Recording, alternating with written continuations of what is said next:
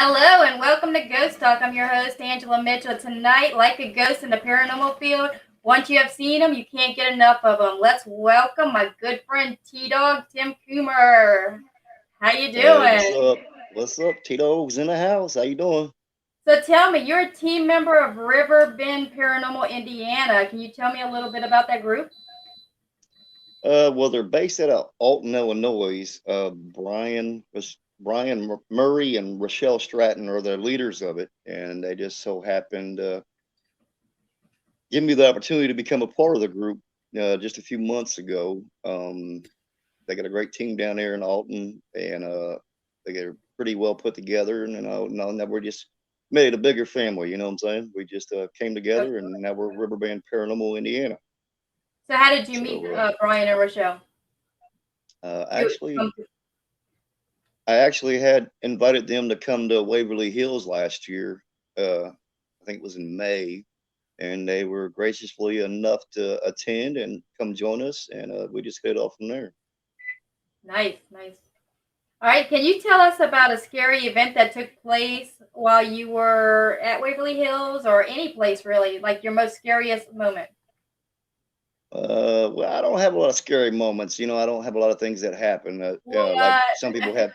People have experiences all the time, but I don't. I rarely have experiences.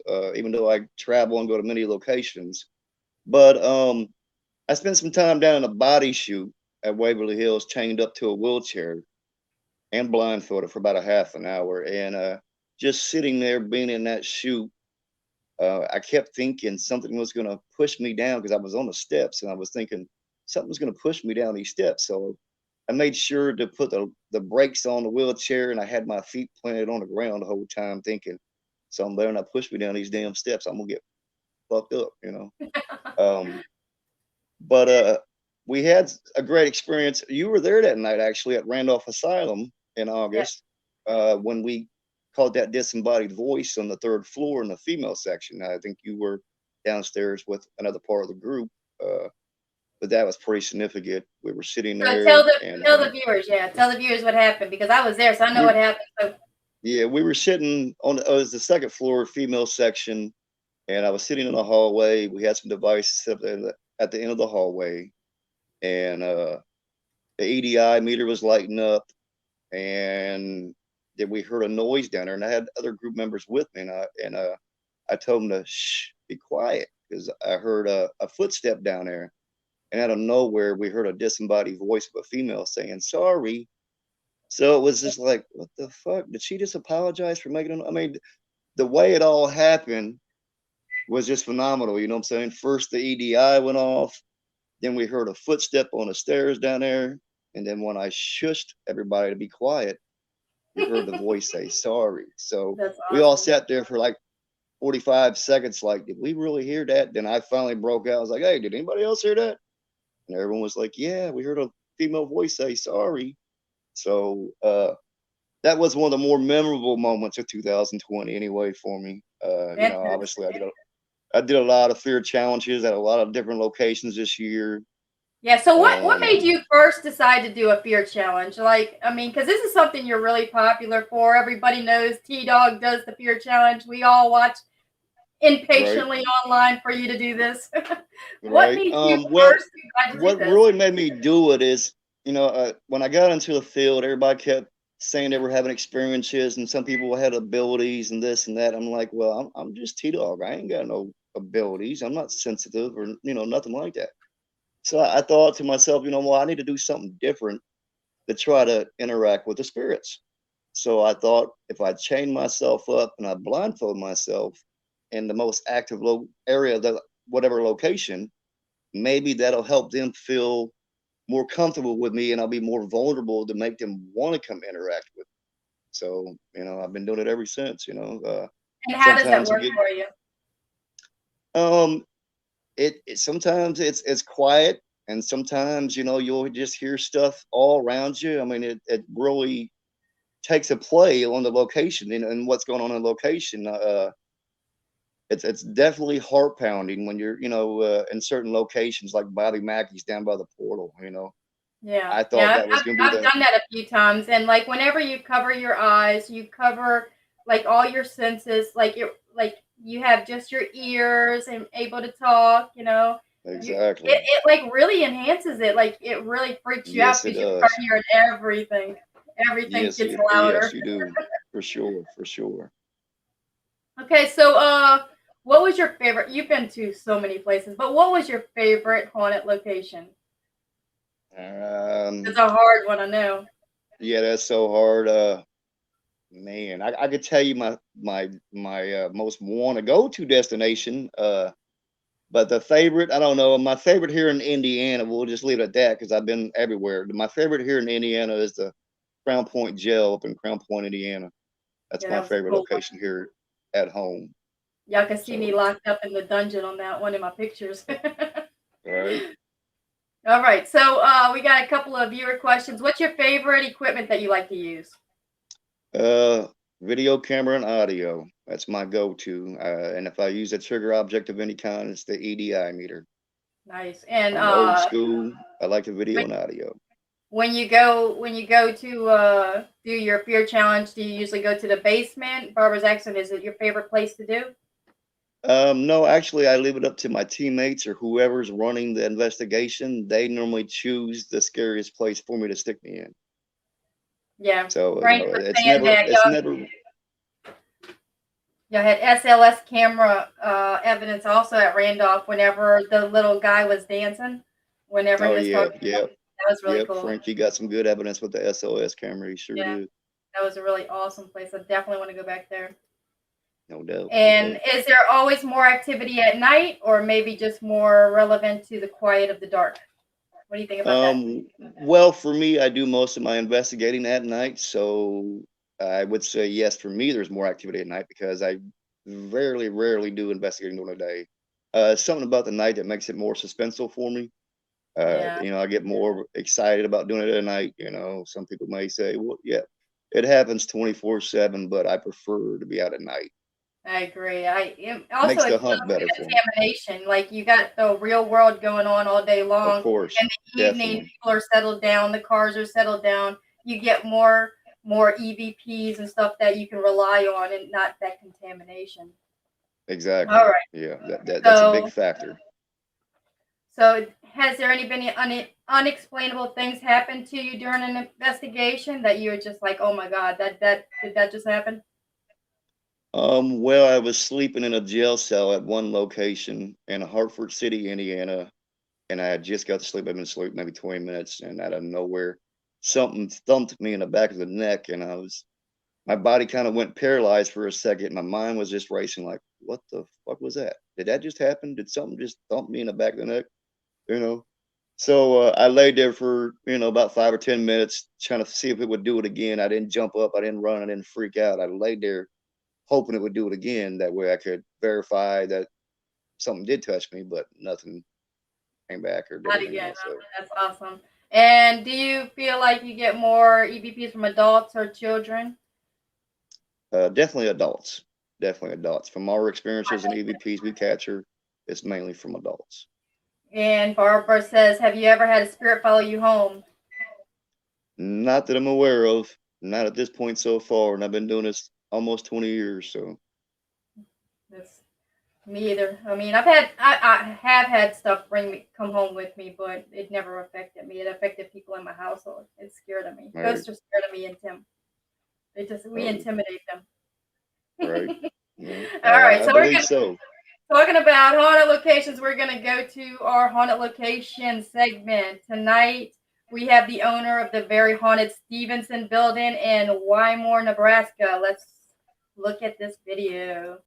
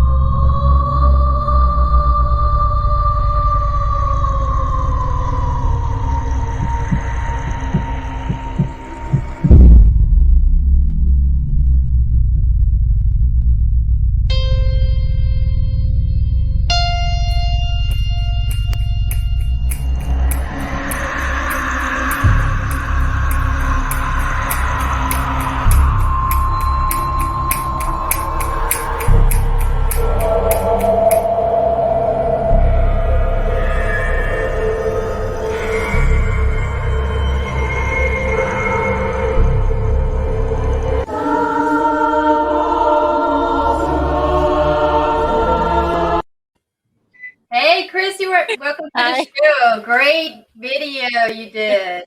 That's my Yes, daughter. loved it. That's your daughter? That's my daughter. And that morning, she was like, I hate this dress.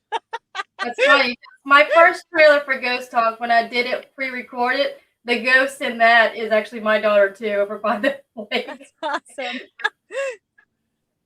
I'm like, hey, can you redo that for a new trailer? And she's like, Mom, I'm busy.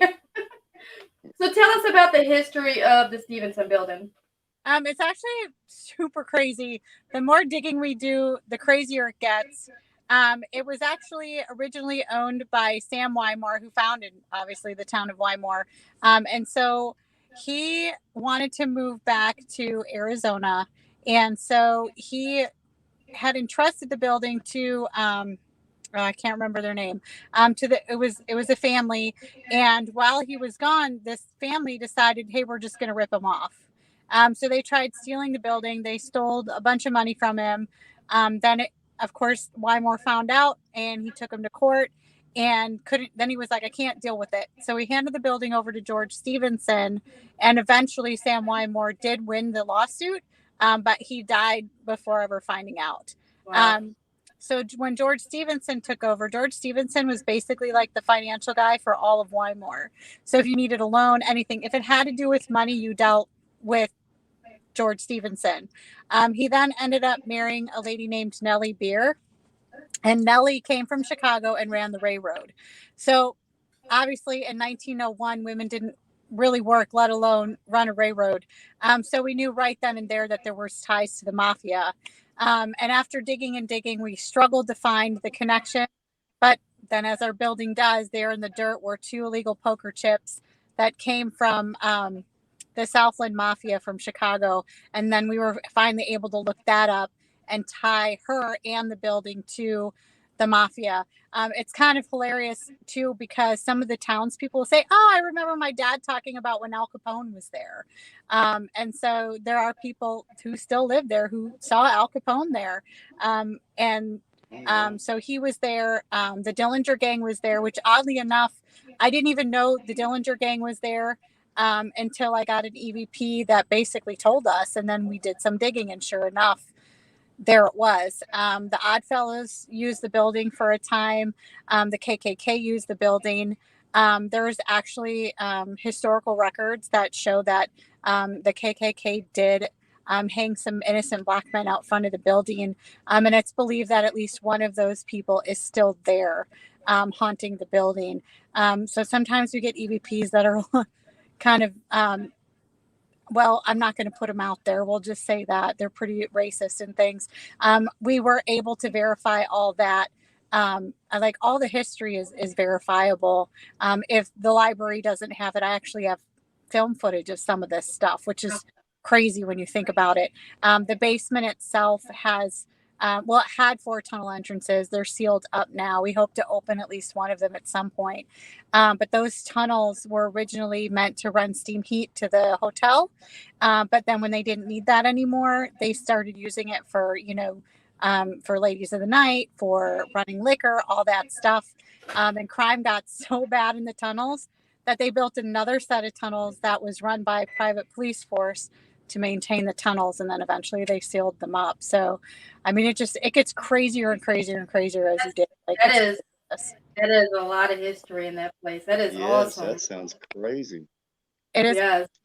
It's got 2 of my favorite things, paranormal and gangsters. So I'm gonna have to go check that place out. T-Dog is definitely into the gangster. So what room of the place would you have put T-Dog if he was going to do a fear challenge? God, I don't need. It wouldn't even matter where we put him. We do have an isolation booth. If you've ever heard of the Gantz field, that's what we use it for. And so basically you go in there and you put white noise in your ear. You have a red light, you have special goggles. We shut you in with a live camera, and then we go sit in another room and we try to talk to you through the white noise. So it's kind of like Estes, but we remove any ability to hear or see anybody else. So interesting. Yeah. It's funny because when we did this experiment the first time, I thought it was going to be BS, and then it worked and my jaw hit the floor. I was like, oh my God, I can't believe this is happening. So. And viewer X, have you ever encountered any evil spirits there? I mean, I wouldn't say that I have. A lot of other people say they do. The one thing that sort of happened is that myself, because I own it with two other people, and the three of us are so strange, and we've been collecting oddities for a long time. And so not only is it a haunted location, but then we also own a bunch of oddities. Oh, yeah. And recently we have this little clown puppet named Peace Bottom, and he's been scratching people and doing some other really weird stuff. His EVPs usually come out clear as day, and it sounds like a little German boy talking. Wow. Yeah, there's some of those EVPs up on our webpage, and Peace Bottom, of course, is up there.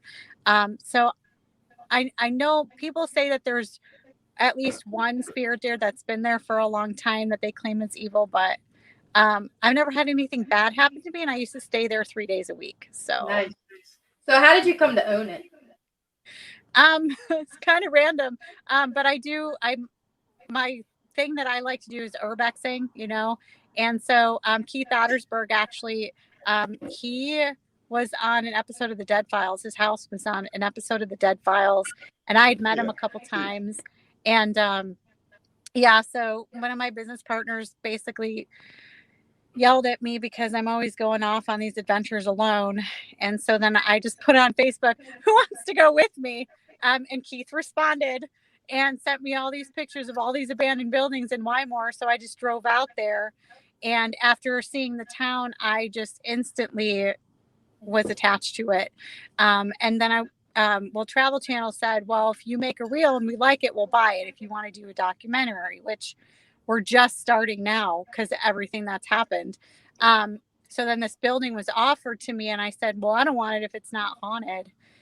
So the owner gave it to me. He gave me access to it for 2 months, and it was pretty obvious after a couple of weekends there that it was haunted. So then I went to my business partners and I said, hey, like, I'm doing this with or without you. And they were like, we're totally on board. And I'm glad they were. Like, it's a lot better because they're along for the ride. So That's awesome. So let me ask you a question. It was once a brothel, I heard, right? yes. Mm-hmm. So y'all have kids' voices. Do you think maybe it was some of the children from the ladies that had the brothel, or where do you think these kid EVPs are coming from? I don't really know. Like, I wasn't expecting it. I never expected to hear children in there. I do know that because it was such a big railroad town, there's plenty of stories about orphan train kids, and Wymore would have been flooded with these kids, just coming in on the train, and now they're all over the place. So I don't know if maybe they were they could have been using them for slave labor. Who knows what was going on? I don't know. And that is the craziest thing, because I never in a million years. It wasn't until I heard kids talking. The very first tour group I ever had there, we were all sitting back in the big room, and it sounded like children running up and down the hallway, laughing and playing. And we all got up to go look and see. We all thought there was somebody in there. There was nobody there. I went down the stairs. The officer was sitting.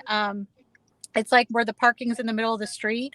So he was in the middle of the street, and I said, hey, did anybody come up there? And he's like, no, I've been sitting here the whole time.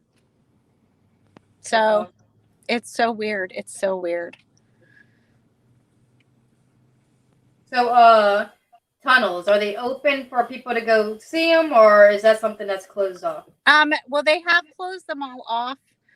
We're hoping that at some point we'll be able to get them open. Obviously, there's a lot more pressing things. I mean, the building, it was built probably 1892, somewhere around there. And so unfortunately, we just had some structural damage. The front of the building is crumbling a bit. So it's like a $5,000 fix, unfortunately. There's some things that need to be repaired before we can move on to things like that. We were hoping Zach would come out and do it and pay for it, but that's not going to happen. Zach Baggins. Yeah, we were like, we'll clean up the mess. We just want them to pay for it. Yeah. But we've decided that's not going to happen. So, fantastic.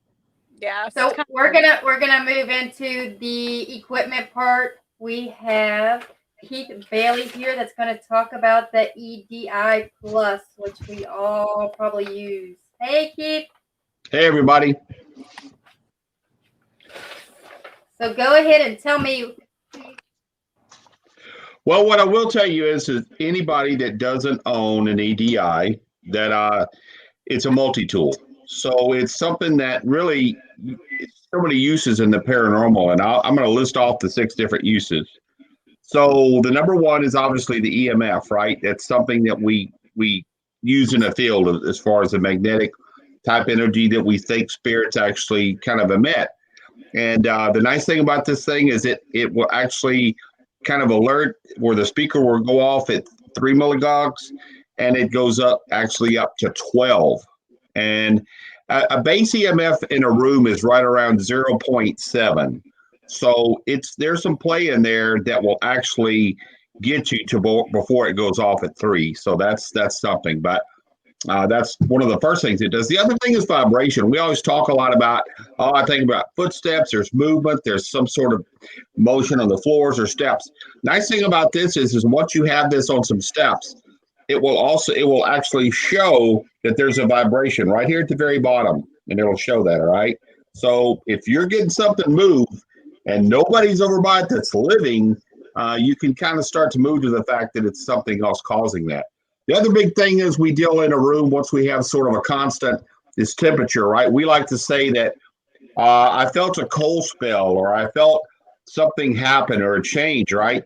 What's important is you get a base reading in the room to start with, so you know where you're at, a constant, right? If you get some sort of change in that, usually somewhere around 5 degrees.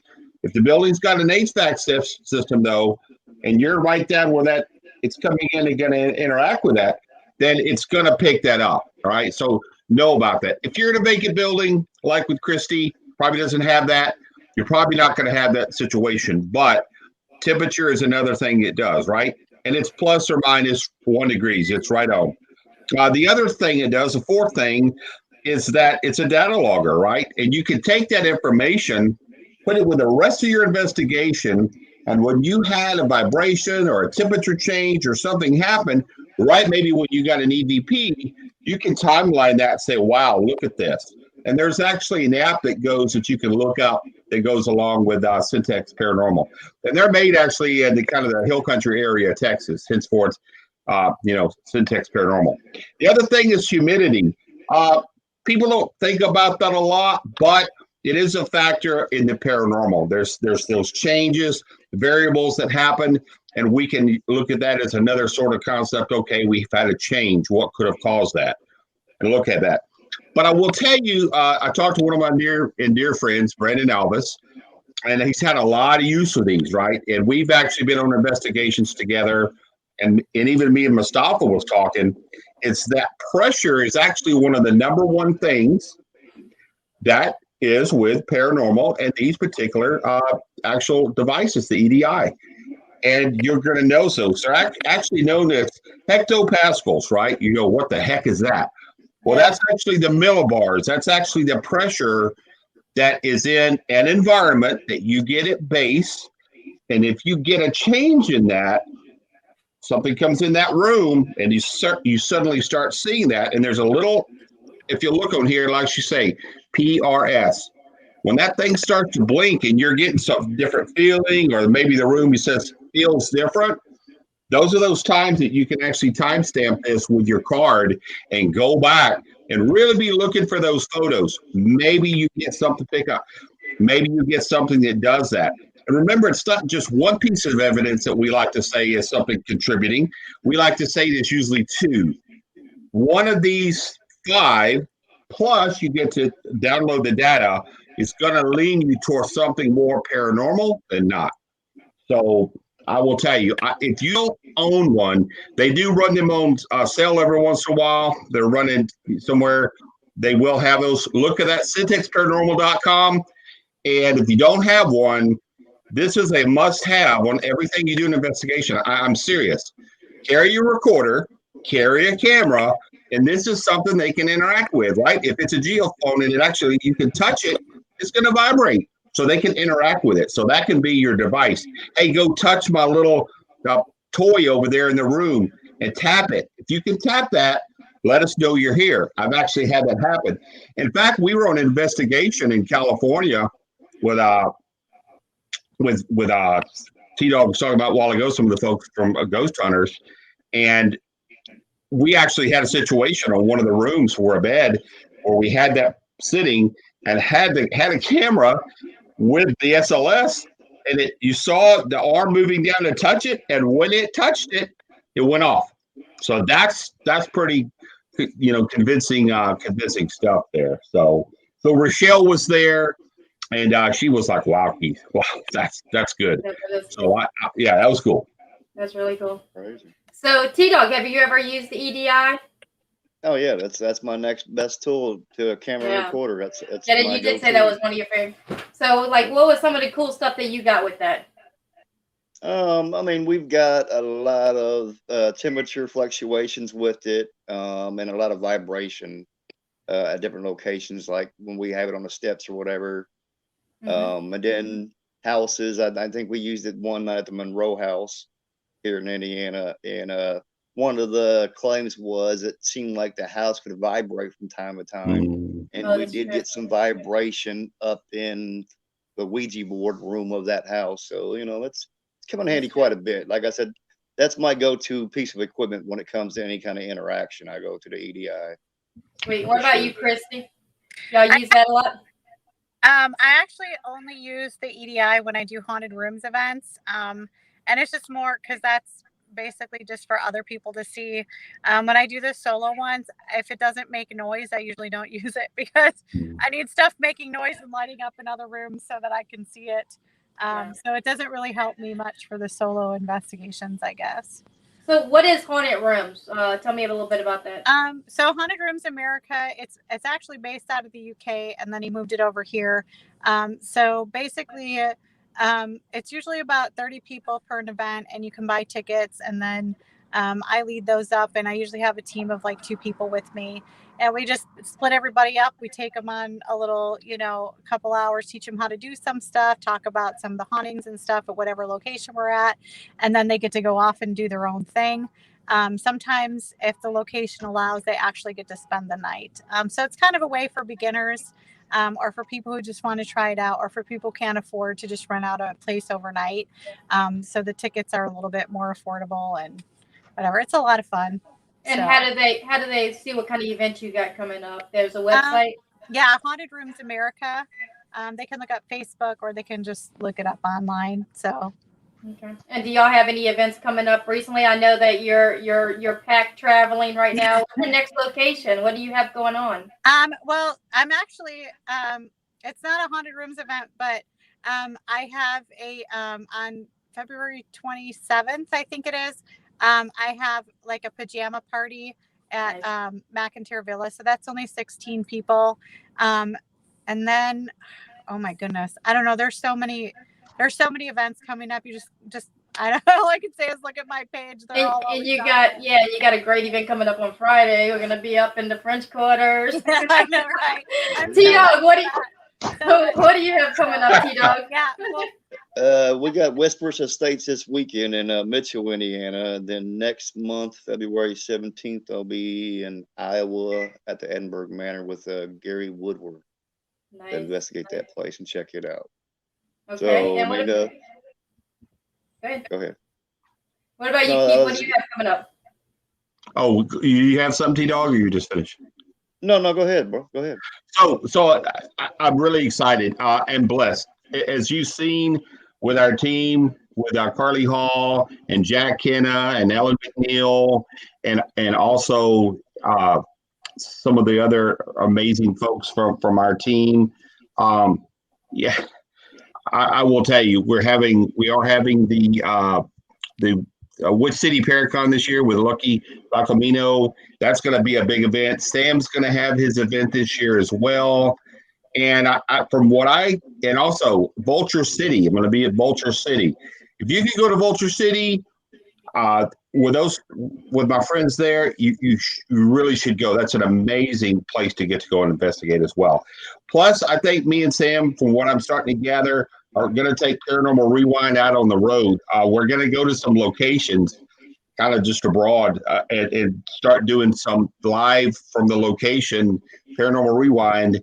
and just go from there. So that our radio show, ever since the awards with almost the who's who of the paranormal, just took off. It from that moment, it was like it's something just amazing. We've had all the shows, of Destination Fear. Nice. I mean, Brandon Alvis took the kind of the trendsetter of the year. So really, and so many other people. Oh my God, I could talk about it for a long time, but I will tell you, it was blessed because we got to have the who's who in the paranormal that got those awards, and we're going to be going out on the road this year. Some of them are going to be there, and it's going to be some special times. So I'm really excited. I'm really hoping this year turns around and we all get to get out there. And I haven't even got to meet T-Dog yet. Are you, Angie, as well? I think, Christie, have I met you before one time? Were we in an investigation together? Seems like we were, maybe at one time. Maybe. But I think I remember your kind smile. That's why I say that. But so many people I haven't got to meet that I want to do that this year. So. Yeah, I'm like right next door up in Louisiana. So, and this is great in Louisiana right now. So we should come see you. Well, if you live there, yeah, because I love that city. That's one of the most haunted cities, hands down, in the United States. I'm telling you. I got a friend over there, Kevin Betzer, who's a super great paranormal investigator and researcher. And let me tell you, New Orleans? Yes, Kevin Betzer, look him up. He's been on TV several times now. They've interviewed him, and he's been on shows there with it. But he knows that city, so I'm excited. This year's I'm so ready to get out and investigate. It's time to get back at it. Yeah, it's going to be a great year. I'm ready too. I've got a lot lined up myself. I'm excited. So we've gone over though. So this we got to cut this. We got to stop now, guys. I'm sorry. I know we're having fun, but I appreciate everybody coming on. It's been a great show. Next week I got Daryl Morrison, Brian Dietz, and we got Shauna Anderson with the Nazareth Hospital in Texas, which you probably know of. That's what's up. So it's going to be a great show. Everybody stay tuned.